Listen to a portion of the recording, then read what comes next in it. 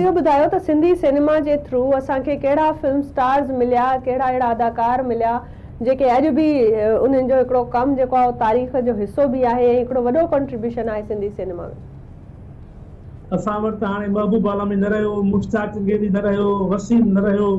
ॿुधो न, इहे टई सिंधी फिल्मनि जा मशहूरु एक्टर हुया, अदाकार हुआ जिन पंहिंजो पाण खे मञायो ऐं अॼु बि सिंधी माण्हुनि खे जिन बि फिल्मूं ॾिठियूं सिंधी उन्हनि खे यादि आहिनि।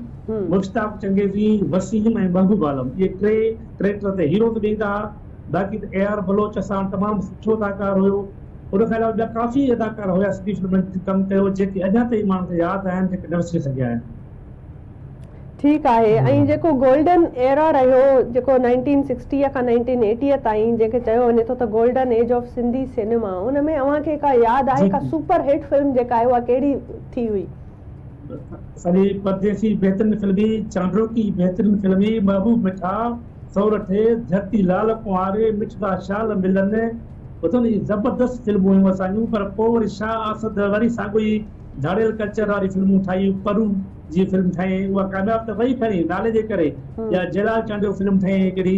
पर ॻाल्हि इहा त उहे आम कहाणियूं माण्हुनि जा मौज़ू खई त माण्हुनि खे जीअं वणनि शयूं माण्हू सिनेमा ते मोटनि। पर असली फिल्मूं जेके था चऊं, जेके फिल्म सिनेमा चऊं असां, उहे या अमर जलील जूं लिखियल फिल्मूं ऐं आगा सलीम जूं लिखियल या रशीद अहमद लाशारी जूं फिल्मूं लिखियल जेके हुयूं, उहे कामयाब फिल्मूं हुयूं, उहे अॼु ताईं यादि आहिनि।